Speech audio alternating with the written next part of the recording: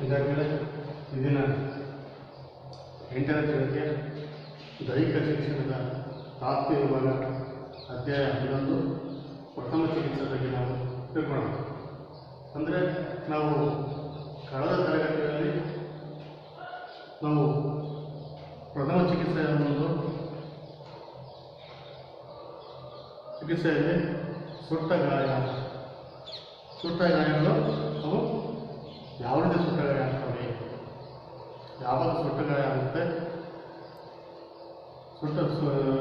ವ್ಯಕ್ತಿಗೆ ಬೆಂಕಿ ತಗ್ಗಿದಾಗ ಅಥವಾ ಪ್ಲಾಸ್ಟಿಕ್ಕಿಂದ ಸುಟ್ಟಾಗ, ಪ್ಲಾಸ್ಟಿಕ್ ಕರಗಿ ಅವನಿಗೆ ಒಂದು ಚರ್ಮದ ಮೇಲೆ ಬಿದ್ದಾಗ, ಹೀಗೆ ಸುಟ್ಟ ಗಾಯ ಆದಾಗ ನಾವು ಏನೇನು ಮಾಡಬೇಕು, ಯಾವ ರೀತಿ ಅವರಿಗೆ ಉಪಚರಿಸಬೇಕು, ಸುಟ್ಟ ಗಾಯಗಳು ಯಾವ ರೀತಿ ಆಗ್ತವೆ ಅನ್ನೋದ್ರ ಬಗ್ಗೆ ನಾವು ತಿಳ್ಕೊಂಡಿದ್ದೀವಿ.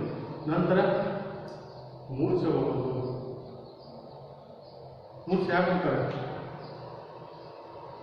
ಮೂರ್ಛೆ ಹೋಗೋದ್ರ ಬಗ್ಗೆ ನಾವು ಸ್ವಲ್ಪ ತಿಳ್ಕೊಂಡಿದ್ದೀವಿ. ಆದರೆ ಆ ಮೂರ್ಛೆ ಯಾವ ರೀತಿ ಹೋಗ್ತಾರೆ, ಆ ಮೂರ್ಛೆ ಹೋಗೋಕ್ಕೆ ಕಾರಣವೇನು? ನಮಗೆ ಒಬ್ಬ ವ್ಯಕ್ತಿ ಮೂರ್ಛೆ ಹೋಗಲಿಕ್ಕೆ ಅವನಲ್ಲಿರ್ತಕ್ಕಂಥ ಒಂದು ಮೆದುಳು ಒಂದು ಅನ್ಕಾನ್ಷಿಯಸ್ ಆಗುತ್ತೆ, ನರ ಮತ್ತು ಒಂದು ಶರೀರ ಒಂದು ಪ್ರಜ್ಞಾಶಕ್ತಿಯನ್ನು ಅವನು ಕಳ್ಕೊಳ್ತಾನೆ. ಒಂದು ಕಳ್ಕೊಂಡಾಗ ನಾವೇನು ಮಾಡ್ತೀವಿ, ಅವನಿಗೆ ಪ್ರಜ್ಞೆ ತಪ್ಪೋಗ್ತದೆ.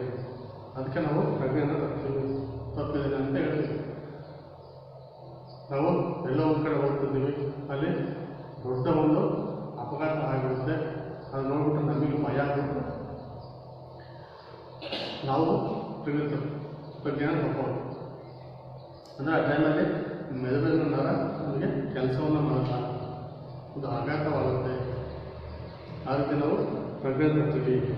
ದೊಡ್ಡ ಮೆದುಳು ತನ್ನ ಕಾರ್ಯವನ್ನು ನಿಲ್ಲಿಸಿದಾಗ ಆ ಒಂದು ಈ ಪ್ರಜ್ಞೆ ಆಗುತ್ತೆ, ಅಲ್ಲಿ ಕೆಲಸವನ್ನು ಮಾಡಿದಾಗ ಆ ಒಂದು ಸಂದರ್ಭದಲ್ಲಿ ನಮಗೆ ಪ್ರಜ್ಞೆಯ ಸ್ಥಿತಿಗೆ ನಾವು ಪ್ರಜ್ಞೆ ತಪ್ಪೋದು ಅಂತ ನಾವು ಹೇಳ್ತೀವಿ. ಆ ಸಮಯದಲ್ಲಿ ಅವನು ಮೂರ್ಛೆ ಹೋಗ್ತಾನೆ. ವ್ಯಕ್ತಿಯು ಪ್ರಜ್ಞೆ ತಪ್ಪಿದಾಗ ಅವನು ಏನು ಮಾಡ್ತಾನೆ, ಅವನು ನಿದ್ರೆಯಲ್ಲಿರುವಂತೆ ಅವನು ಇರ್ತಾನೆ.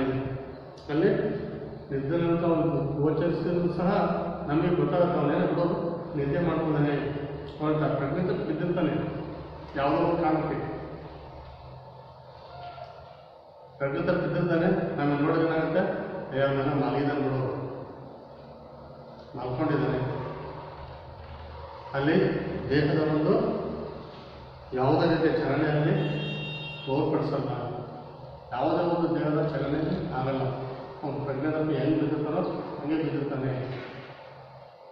ಕಾರಣ ಅಲ್ಲಿ ಅವನ ದೇಹದಲ್ಲಿ ದೊಡ್ಡ ಮೆದುಳು ಅಲ್ಲಿ ಕೆಲಸವನ್ನು ಮಾಡದೇ ಇರೋದ್ರಿಂದ ಆ ರೀತಿ ಪ್ರಜ್ಞೆ ತಪ್ಪಿರ್ತಾನೆ. ಬಟ್ ಅಲ್ಲಿ ಆದರೂ ಸಹ ಅಲ್ಲಿ ಚಲನವನ್ನು ಯಾವುದೇ ಇರೋದಿಲ್ಲ, ಮಲಗಿದ ರೀತಿಯಲ್ಲಿ ಅವನು ಇರ್ತಾನೆ.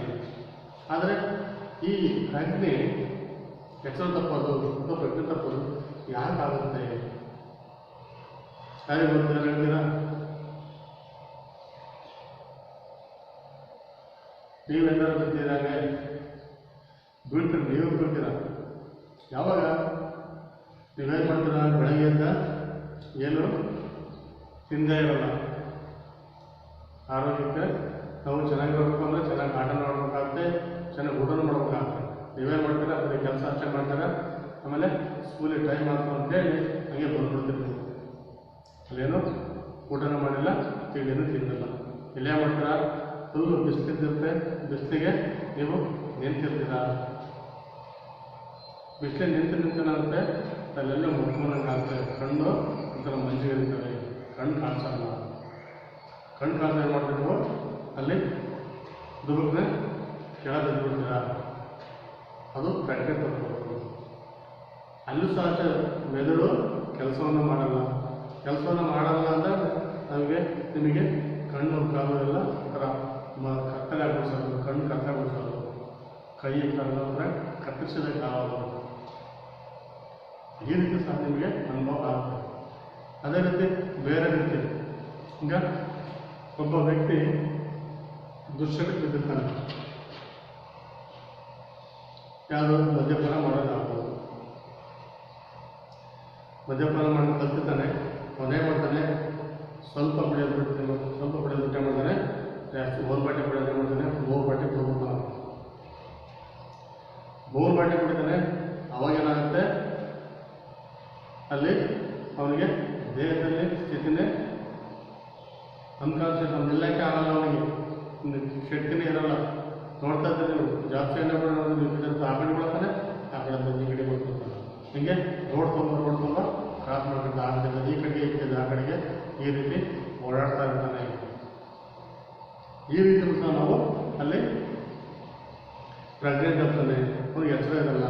ಅಲ್ಲಿ ಏನಾಗುತ್ತೆ, ಮೆದುಳು ಕೆಲಸ ಮಾಡಲ್ಲ. ನೋಡ್ತೀವಿ ನೀವು ಎಲ್ಲರ ಹೊರಗಡೆ ಹೋದಾಗ ಪರ್ಸೆಂಟ್ ಇರಲ್ಲ, ಇನ್ನೊಂದಿರಲ್ಲ, ಅಲ್ಲಿ ನೋಡಿದ್ರೆ ರೋಡ್ ಪಕ್ಕದಲ್ಲಿ ಸುಮ್ಮನೆ ಹೆಂಗ್ ಬೇಕಾಗಿ ನಿಂತಿರ್ತಾನೆ. ಅದು ಯಾಕೆ, ಅವನಿಗೆ ಊಟ ಮಾಡಿರಲ್ಲ, ಏನು ಮಾಡಿರಲ್ಲ, ಏನು ಮಾಡ್ತಾನೆ, ಜಾಸ್ತಿ ಆ ಒಂದು ಮದ್ಯಪಾನವನ್ನು ಮಾಡಿರ್ತಾನೆ. ಮದ್ಯಪಾನವನ್ನು ನಾವು ಮಾಡಿದಾಗ ಏನಾಗುತ್ತೆ, ಅವನಿಗೆ ನಿಶಕ್ತಿ, ಮೆದುಳು ಕೆಲಸ ಮಾಡಲ್ಲ, ಆಗ ಒಂದು ಪ್ರಜ್ಞೆ ತಗೋತಾನೆ. ಆಮೇಲೆ ವಿಷ ಕೊಡ್ತಿರ್ತಾರೆ.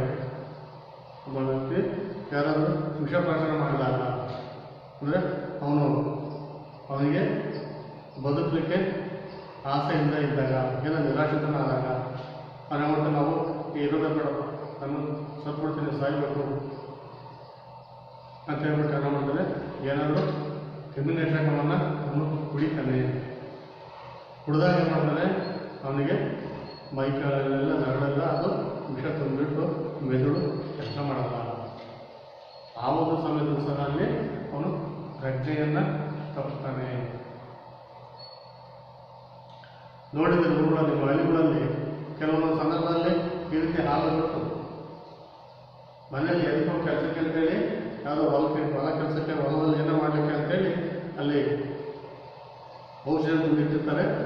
ಅದನ್ನೇ ಮಾಡಿದ್ರೆ ಈ ಮನೆಗೇನೋ ಗುದ್ದಾಡಿದ್ರು ಅಥವಾ ಜಗಳ ಆಯಿತು ಬಂದಾಗ ಅದನ್ನು ಕುಡಿದ್ಬಿಡೋದು.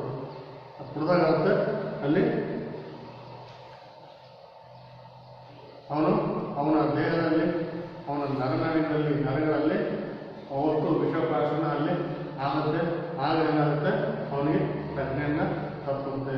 ಇವೆಲ್ಲವೂ ಸಹ ಅವರಲ್ಲಿ ಒಂದು ಪ್ರಜ್ಞೆಯಿಂದ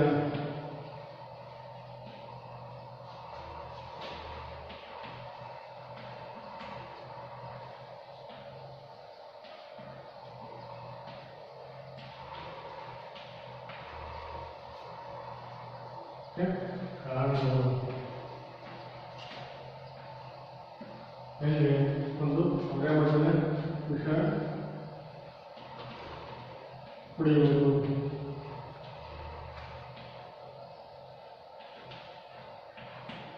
ಅದೇ ರೀತಿ ಅತಿಯಾದ ಒಂದು ಮದ್ಯಪಾನ,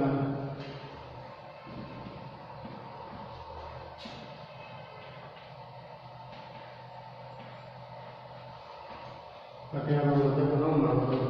ಆಮೇಲೆ ತಲೆಗೆ ತೀವ್ರವಾದಂಥ ಹೊಡೆತ, ಅದಕ್ಕೆ ತೀವ್ರವಾದಂಥ ಅಥವಾ ಮಾರಣಾಂತಿಕ ಗಾಯ,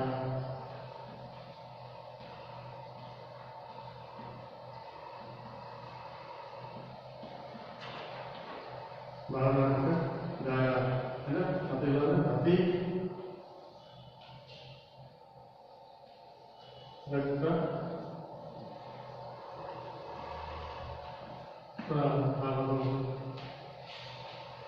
ವಿಷ ಕುಡಿದು ಸಹ ಅವನು ಪ್ರಜ್ಞೆಯನ್ನು ತಪ್ತಾನೆ. ಅತಿಯಾದ ಮದ್ಯಪಾನ ಮಾಡೋದು ಸಹ ಅವನು ಒಂದು ಪ್ರಜ್ಞೆಯನ್ನು ತಪ್ತಾನೆ. ಅದೇ ತಲೆಗೆ ತೀವ್ರವಾದಂಥ ಹೊಡೆತ.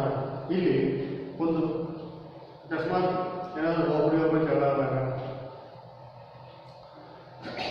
ಆ ಜಗಳ ಮಿತಿ ಮೀರಿ ಹೋದಾಗ ಕೆಲವು ಒಂದು ವಸ್ತುಗಳಿಂದ ಅವರು ಹೊಡೆದಾಡ್ತಾರೆ.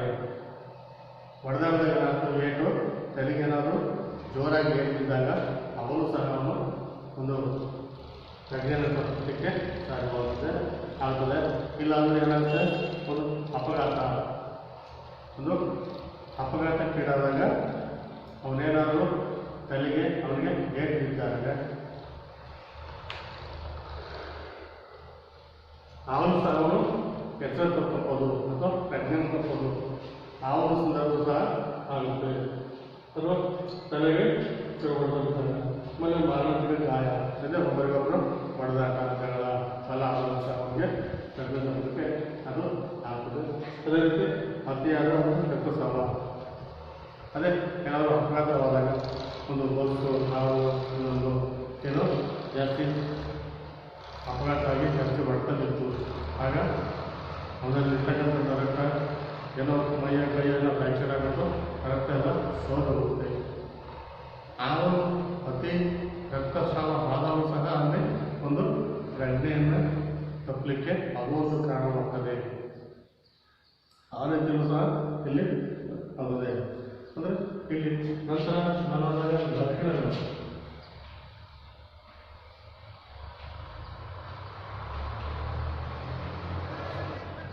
ಲಕ್ಷಣಗಳು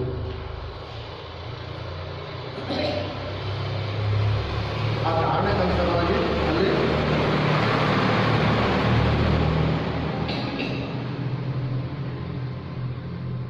ಅಲ್ಲಿ ಮುಖ ಏನಾಗುತ್ತೆ, ಕೆಂಪಾಗೋದು, ಬಿದ್ದ ವ್ಯಕ್ತಿ ನೆಲಕ್ಕೆ ಎಲ್ಲ ಬೀಳ್ತಾನೆ, ಹೊಡೆತ ಬೀಳುತ್ತೆ, ಮುಖ ಎಲ್ಲ ಕೆಂಪಾಗುತ್ತೆ. ನಂತರ ಬಿಡಿಸಿಕೊಳ್ಳುವುದು ಅಥವಾ ನೀಲಿ ಬಣ್ಣಕ್ಕೆ ತಿರುಗುವುದು. ಅತಿ ರಕ್ತಸ್ರಾವವಾಗಿ ಅಥವಾ ಪ್ರಜ್ಞೆಯನ್ನು ತಪ್ಪಿದಾಗ ಇವೆಲ್ಲವೂ ಸಹ ನಾವು ಅವರಲ್ಲಿ ಒಂದು ಲಕ್ಷಣಗಳನ್ನು ನಾವು ನೋಡ್ತೀವಿ. ಇಲ್ಲ ಹಾವು ಕಚ್ಚುತ್ತೆ, ಬಟ್ ಇನ್ನೊಂದು ಒಂದು ಕೀಟನಾಶಕಗಳು, ಒಂದು ಕೀಟಗಳು ಅಥವಾ ಒಂದು ಹುಳ ಹೋದರೆ ಹಾವು ಎಲ್ಲರೂ ಬೇರೆ ಒಂದು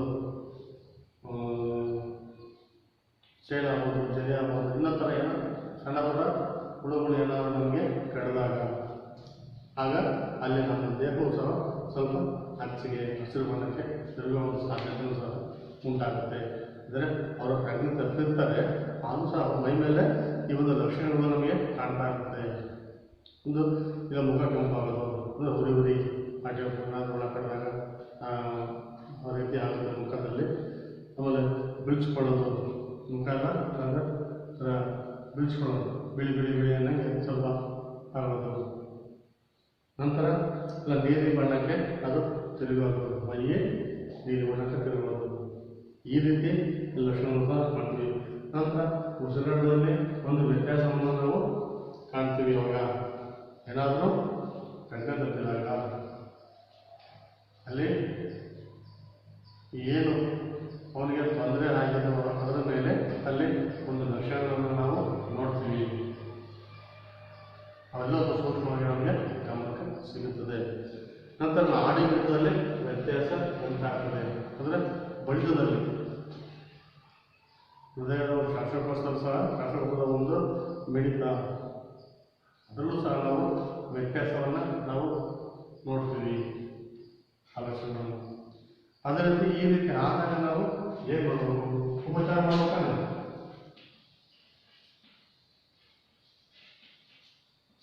ಉಪಚಾರ ಮಾಡಬೇಕಾದ್ರೆ ಅಂಥ ಒಂದು ಸಂದರ್ಭಗಳಲ್ಲಿ ನಾವು ಬೇಗ ಅಲ್ಲಿ ಎಚ್ಚರಿಕೊಂಡು ಯಾರ ಸಹಕಾರವನ್ನು ತೆಗೆದುಕೊಂಡು ಅವೇನಾಗ್ತವೆ ಸದ್ಯ ಒಂದು ತಾತ್ಕಾಲಿಕವಾಗಿ ಅಲ್ಲಿ ಒಂದು ಚಿಕಿತ್ಸೆಯನ್ನು ನೀಡಬೇಕಾಗ್ತದೆ. ಅದಕ್ಕೆ ನಾವು ಪ್ರಥಮ ಚಿಕಿತ್ಸೆ ಅಂತ ಹೇಳೋದು. ಆ ಸಂದರ್ಭಕ್ಕೆ ಅನುಗುಣವಾಗಿ ನಾವು ಅಲ್ಲೇ ಇರ್ತಕ್ಕಂಥ ಒಂದು ಗಿಡಮೂಲಿಕೆಯ ಮೇಲೆ, ಔಷಧ ಮೇಲೆ, ಎಲ್ಲರ ಮೇಲೆ ನಾವಲ್ಲಿ ಒಂದು ಉಪಚಾರವನ್ನು ಮಾಡಬೇಕಾಗ್ತದೆ. ಅಲ್ಲಿ ನಾವೇನು ಫಸ್ಟ್ಗೆ ಸಾಧ್ಯವಾದರೆ ನಾವು ಬೇಗ ವೈದ್ಯರನ್ನು ಕರೆಸಿಕೊಳ್ಳೋದು. ಹತ್ರ ಏನಾದ್ರು ಇದ್ದರೆ ಸಮೀಪ, ಭಾಳ ಸಮೀಪದ ಇಲ್ಲೇ ಇದೀವಿ ಅಂತಂದರೆ ಬೇಗ ನಾವು ವೈದ್ಯರನ್ನ ಅಲ್ಲಿಗೆ ಕರೆಸ್ಕೊಳ್ಬೇಕು. ಇಲ್ಲ ವೈದ್ಯರ ಬಳಿ ನಾವು ಈಗ ಹೋಗಬೇಕು. ನಂತರ ಮೂರ್ಛೆ ಹೋದಂಥ ವ್ಯಕ್ತಿಯನ್ನು ನಾವು ಹಂಗಾತ ಒಂದು ಅನಿಸ್ಬೇಕು, ನೋಡಬೇಕು ಅವ್ನಿಗೆ ಏನಾಗಿದೆ, ಯಾವ ರೀತಿ ಮೂರ್ಛೆ ಆಗಿದೆ, ಏನು ಆ ಸ್ಥಳವನ್ನು ನಾವು ವೀಕ್ಷಣೆ ಮಾಡಿದಾಗ ಅದು ನಮಗೆ ತಿಳಿದಿದೆ. ಆಗ ಏನಾಗಬೇಕು, ಆ ಮೂರ್ಛೆ ಹೋದಂಥ ವ್ಯಕ್ತಿಯನ್ನು ನಾವೇನು ಮಾಡ್ತೀವಿ, ಅವನ ಹಂಗಾತ ಒಂದು ಮಲಸ್ಬೇಕಾಗ್ತದೆ. ನಂತರ ಆ ಮುಖ ಕೆಂಪಾಗಿದ್ದರೆ ತಲೆಯನ್ನು ಸ್ವಲ್ಪ ಎತ್ತಿಡಬೇಕಾಗ್ತದೆ. ಮುಖ ಏನಾದರೂ ಕೆಂಪಾಗಿ ಅಂದರೆ ಹುಳ ಏನಾದ್ರು ಕಳೆದ್ಬಿಟ್ಟು ಅವ್ನಿಗೇನಾದರೂ ಮುಖ ಎಲ್ಲ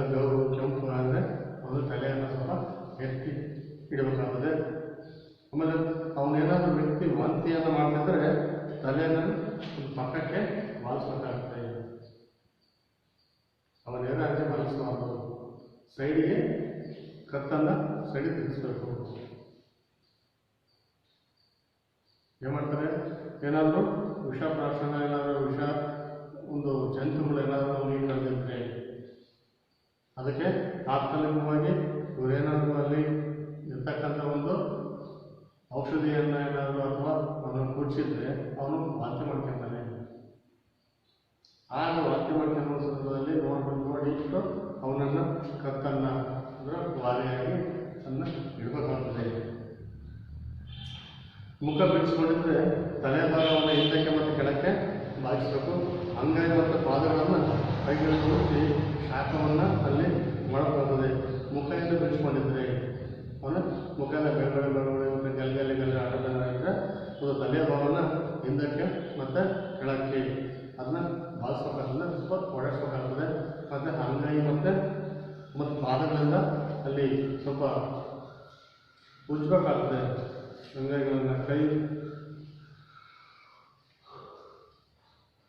ಕೈಗಳನ್ನು ಮತ್ತು ಪಾದಗಳನ್ನು ಸ್ವಲ್ಪ ಉಜ್ಜಿಬಿಟ್ಟು ಸ್ವಲ್ಪ ಅವನಿಗೆ ಬಿಸಿ ಉಂಟನ್ನು ಮಾಡಬೇಕಾಗ್ತದೆ. ಒಂದು ದೇಹದಲ್ಲಿ ಬಿಸಿ ಉಂಟಾಗೋ ರೀತಿಯಲ್ಲಿ ಮಾಡಬೇಕಾಗ್ತದೆ. ಮತ್ತು ಮುಖದಿಂದ ಏನು ಮಾಡುತ್ತೀರಿ ಅಂದರೆ ಅವನಿಗೆ ಕೃತಕವಾದ ಉಸಿರಾಟವನ್ನು ನಾವು ಮಾಡಬೇಕು. ಮುಖ ನೀಲಿ ಬಣ್ಣಕ್ಕೆ ಏನಾದರೂ ತಿರುಗಿತ್ತು ಅಂಥ ಸಂದರ್ಭದಲ್ಲಿ ಏನು ಮಾಡ್ತೀವಿ, ನಾವು ಕೃತಕ ಉಸಿರಾಟ ಅಂದರೆ ನಾವು ಯಾವ ಕೃತಕ ಉಸಿರಾಟ ಮಾಡ್ಬೋದು ನೋಡಿದ್ರೆ ಎಲ್ಲರೂ ನಾವು ಕೆಲವು ನೋಡಿದಾಗ ಒಂದು ಎದೆಯನ್ನು ಎಲ್ಲ ಸ್ವಲ್ಪ ಒತ್ತಿ ಹಿಂಗೆಲ್ಲ ಪ್ರೆಸ್ ಮಾಡಿಬಿಟ್ಟು ಅವನಿಗೆ ಬಾಯಿನ ಹಾಕಿಬಿಟ್ಟು ಉಸಿರಿಂದ ಊದ್ತಾರೆ.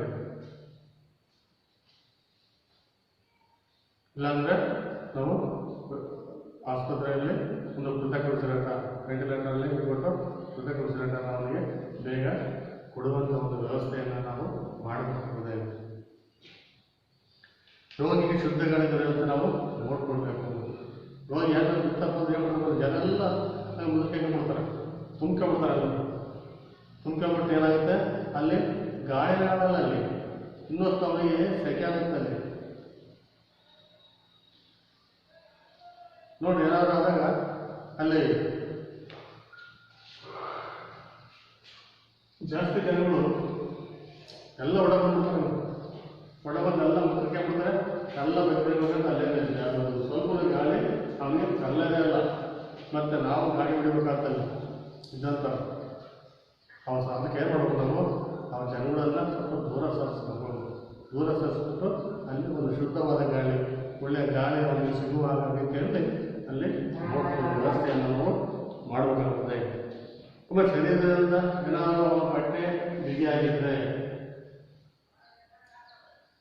ಅವರೆಲ್ಲ ದೇಹಪಾನ ಅಥವಾ ಏನಾದರೂ ಉತ್ಕೊಂಡು ಮಾಡಿರೋ ಇಲ್ಲ ಬಟ್ಟೆನೇ ಹಾಕಿರೋ ಬಟ್ಟೆನೇ ಸ್ವಲ್ಪ ಬಿಗಿಯಾಗಿತ್ತು ಅಂದರೆ ಅವನಿಗೆ ಬೇಗ ಆ ಬಟ್ಟೆನ ಸಡಿಸ್ಬೇಕು. ಹಂಗೆ ಹಾಕಿಡಿದ್ರೆ ಗುಂಡಿಯನ್ನು ಮುಚ್ಚಬೇಕು, ಇಲ್ಲ ಬೇರೆ ಯಾರಾದರೂ ಕೂತು ಬಟ್ಟೆನ ತೆಗೆದುಬಿಟ್ಟು ಹಾಕಬೇಕು.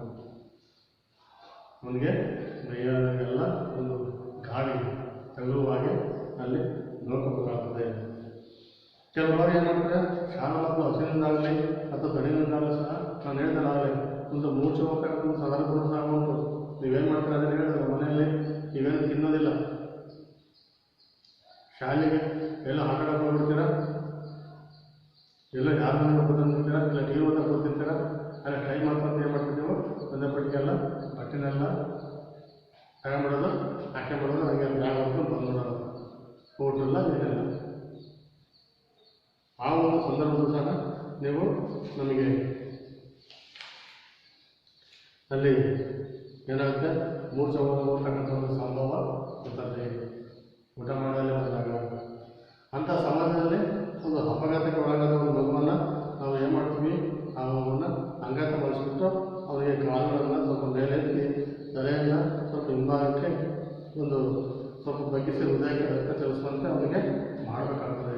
ನಾವು ಅಂಗಾತ ಮಾಡಿಬಿಟ್ಟು ಕಾಲೆಲ್ಲ ಮೇಲಕ್ಕೆ ನಾವು ಉಜ್ಜೋದು ಮಾಡೋದು, ಅವನಿಗೆ ರಕ್ತ ಸಂಚಾರ ಎಲ್ಲ ಒಂದು ಹರಿಯುವಂತೆ ಮಾಡೋದು, ಇವೆಲ್ಲ ಸಹ ಹೃದಯಕ್ಕೆ ರಕ್ತ ಚಲಿಸುವಂತೆ ನಾವು ವ್ಯವಸ್ಥೆಯನ್ನು ಮಾಡಬೇಕಾಗ್ತದೆ. ಅವನು ಸ್ವಲ್ಪ ಅವನ ಕಾಲು ಮೇಲಕ್ಕೆ ಎತ್ತಿ ತಲೆಯನ್ನು ಹಿಂಭಾಗಕ್ಕೆ ಸ್ವಲ್ಪ ಬಗ್ಗಿಸಿ ಆ ಒಂದು ಸಂಚಾರ ಹೃದಯಕ್ಕೆ ಆಗಲಾಗದ ರೀತಿಯಲ್ಲಿ ನಾವು ನೋಡ್ಕೊಳ್ಬೇಕಾಗ್ತದೆ. ಆಮೇಲೆ ಪುನಶ್ಚೇತನ ಕೊಡುವುದು ನಿಧಾನವಾದ ಗಮನದಿಂದ ಎಚ್ಚರ ಆಗೋದು ಸ್ವಲ್ಪ ಏನಾದರೂ ನಿಧಾನ ಆದರೆ ಅವ್ರಿಗೆ ಏನು ಮಾಡಬೇಕು, ಒಂದು ಬೆಚ್ಚಗಿನ ಕಂಬಳಿಯನ್ನು ನಾವು ಒಲಿಸ್ಬಿಟ್ಟು ಒಂದು ಹತ್ತಿರದಲ್ಲಿರ್ತಕ್ಕಂಥ ಒಂದು ಆಸ್ಪತ್ರೆಗಳನ್ನು ಕರ್ಕೊಂಡು ಹೋಗ್ಬೇಕಾಗ್ತದೆ. ಬೇಗ ಅವ್ರಿಗೆ ಬೇಗ ಎಚ್ಚರಲ್ಲಪ್ಪ. ಆಮೇಲೆ ನೀರು ನೋಡೋದು, ನೀರನ್ನು ಕೊಡಿಸಿ ಅವನಿಗೆ ಹೃದಯಕ್ಕೆ ರಕ್ತ ಸಂಚಾರವಾಗೆಲ್ಲ ಮಾಡಿ ಕಾಲನ್ನು ಉಜ್ಜಿ ಕಾಲು ಮಾಡಿಸಿ ಅಷ್ಟೆಲ್ಲ ವ್ಯವಸ್ಥೆ ಮಾಡಿದ್ರು ಸಹ ಅವನಿಗೆ ಏನಾದರೂ ಎಚ್ಚರ ಆಗಲಿಲ್ಲ ಅಂದರೆ ಬೇಗ ಅವನ್ನ ಏನು ಮಾಡೋದು, ಹತ್ತಿರದಲ್ಲಿರ್ತಕ್ಕಂಥ ಒಂದು ದವಾಖಾನೆಗೆ ಅವನ್ನ ಕರ್ಕೊಂಡು ಹೋಗಬೇಕಾಗ್ತದೆ. ನಂತರ ಇಲ್ಲಿ ವಿಷ ಸೇವಿಸಿದವರಿಗೆ ವಿಷವನ್ನು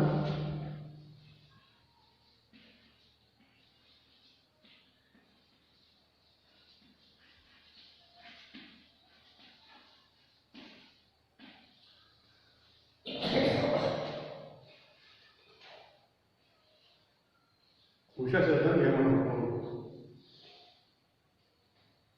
ವಿಷ ಪದಾರ್ಥಗಳು ನಮಗೆ ಯಾವ ರೀತಿ ಸೇರುತ್ತೆ ಅನ್ನೋದು ನಮಗೆ ಗೊತ್ತಾಗಲ್ಲ. ಒಂದು ಆಹಾರದ ಮೂಲಕವಾದರೂ ಸಹ ನಮಗೆ ವಿಷ ನಮ್ಮ ದೇಹದೊಳಗೆ ಸೇರಬಹುದು. ಒಂದು ಇವೇನಿದೆಯಲ್ಲ ಕ್ರಿಮಿ ಕೀಟಗಳು ಅಥವಾ ಈ ಹುಳ ಅಂತಲ್ಲ,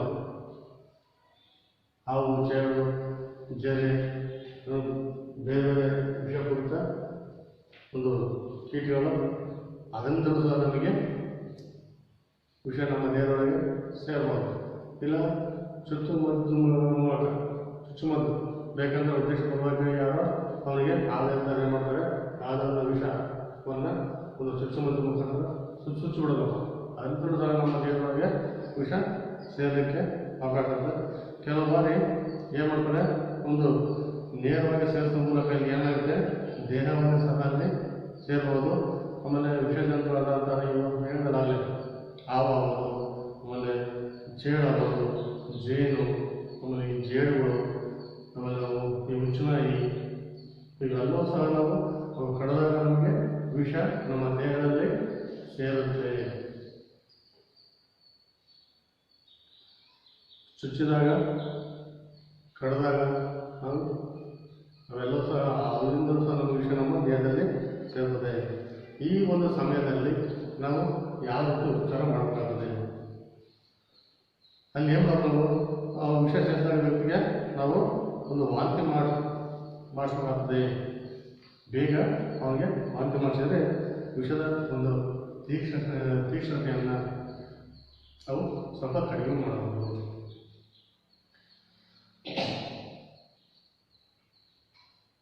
ಹೇಳ್ತೀವಿ ಹಾವು ಕಡಿದಾಗ ಏನು ಮಾಡ್ತಾರೆ ಕೆಲವರು, ಅಲ್ಲಿ ಆ ಜನಗಳು ಆ ವ್ಯಕ್ತಿಗೆ ಇಲ್ಲ ಸೋಪು ನೀರು ಕುಡಿಸೋದು, ಅದು ಇನ್ಯಾವುದಾರ ಬೇರೆ ನೀರು ಕುಡಿಸೋದು. ಯಾಕೆಂದರೆ ಅದು ವಾಂತಿ ಆಗಲಿ, ವಾಂತಿ ಆದರೆ ಸ್ವಲ್ಪ ವಿಷ ಕಡಿಮೆ ಆಗಲಿ, ವಿಷದ ಮಟ್ಟ ಸ್ವಲ್ಪ ಕಡಿಮೆ ಆಗುತ್ತೆ ಅನ್ನೋ ದೃಷ್ಟಿಯಿಂದ ಅವರಿಗೆ ಆದಷ್ಟು ಮಟ್ಟಿಗೆ ನಾವು ವಾಂತಿಯನ್ನು ಮಾಡಿಸ್ಬೇಕಾಗ್ತದೆ. ವಾಂತಿಯನ್ನು ಮಾಡಿಸೋದು ಸಹ ಇಲ್ಲಿ ಕಿರುನಾಳಿ ಅಂತ ಇರುತ್ತೆ. ಅಲ್ಲಿಗೆ ಬೆರಳಿಂದ ನಾವು ಕೈ ಇಟ್ಟರೆ, ಗಂಟಲ್ಲಿ ಕೈ ಇಟ್ಟರೆ ಅಥವಾ ಕೆಣಕಿದಾಗ ಏನು ಮಾಡ್ತದೆ. ಆಮೇಲೆ ಇಲ್ಲಾಂದರೆ ಬೆಚ್ಚಗಿರ್ತಕ್ಕಂಥ ನೀರಿಗೆ ಸ್ವಲ್ಪ ಉಪ್ಪನ್ನು ಹಾಕಿಬಿಟ್ಟು ಅದು ಕುಡಿಸ್ಬಿಟ್ರೆ ಅದು ಸಹ ಆರೋಗ್ಯ ಸಹ ವಾಂತಿ ಆಗುತ್ತೆ. ಅವನು ಕುಡಿಯೋಕ್ಕೆ ಒಳ್ಳೆ ಅಂತಾರೆ. ಆದರೂ ನಾವು ಮೂಗನ್ನು ಮುಚ್ಕೊಂಡು ಇನ್ನೊಂದು ಮುಚ್ಕೊಂಡು ಮೂಗನ್ನು ಮುಚ್ಕೊಂಡ್ಬಿಟ್ಟು ಅವನಿಗೆ ಬಾಯಿಗಳಾಗಿ ಏರುಗಳು ಕುಡಿಸ್ಬೇಕು. ಕುಡಿಸಿದಾಗ ಏನಾಗುತ್ತೆ, ಅಲ್ಲಿ ಅವನಿಗೆ ತಕ್ಷಣ ವಾಂತಿ ಆಗುತ್ತೆ. ವಾಂತಿ ಆಗೋದು ಏನಾಗುತ್ತೆ, ವಿಷಾದ ಒಂದು ಅಂಶ ಸ್ವಲ್ಪ ಎಲ್ಲ ಹೊರಗಡೆ ಬಂದು ಬೀಳುತ್ತೆ. ಅವನು ಧಾರಾಳವಾಗಿ ನಾವು ನೀರನ್ನು ಕುಡಿಸೋದ್ರಿಂದ ತೀಕ್ಷ್ಣವಾದಂಥ ಒಂದು ರೂಪದಲ್ಲಿ ವಿಷವು ದೇಹಕ್ಕೆ ಅಲ್ಲಿ ವ್ಯಾಪಿಸುವುದನ್ನು ಸಹ ನಾವು ನಿಧಾನಗೊಳಿಸಬಹುದು. ನಾವು ಜಾಸ್ತಿ ನೀರನ್ನು ನಾವು ಕುಡಿಸೋದ್ರಿಂದ ಅಲ್ಲಿ ನಮಗೇನಾಗುತ್ತೆ, ತೀಕ್ಷ್ಣವಾದಂಥ ರೂಪದಲ್ಲಿ ಸಹ ನಮಗೆ ವಿಷ ದೇಹಕ್ಕೆ ಅಲ್ಲಿ ಒಂದು ಹರಡುವುದು ಸಹ ಅಲ್ಲಿ ನಮಗೆ ಕಡಿಮೆ ಆಗ್ತದೆ. ಅದು ನಮಗೆ ಗೊತ್ತಾಗುತ್ತಲ್ಲ. ಹೆಚ್ಚು ನಾವು ನೀರನ್ನು ಕುಡಿಸಿದಾಗ ಅಥವಾ ನಾವು ವಾಂತಿಯನ್ನು ನಾವು ಮಾಡಿಸಿದಾಗ ಏನಾಗುತ್ತೆ, ಅಲ್ಲಿ ಅದು ವಿಷದ ಅಂಶ ಆ ದೇಹದಲ್ಲಿ ಕಡಿಮೆ ಆಗ್ತಾ ಹೋಗುತ್ತೆ. ಮತ್ತು ಒಂದು ಆಮ್ಲಗಳನ್ನು ಸೇರಿಸಿದಾಗ ಅವು ಬಾಯಿಯ ಒಳಭಾಗ ಮತ್ತು ಧ್ವನಿಗಳನ್ನು ಸುಟ್ಟು ಒಯ್ದಾಗ ಅಲ್ಲಿ ವಾಂತಿಯನ್ನು ಮಾಡಿಸ್ಬೋದು.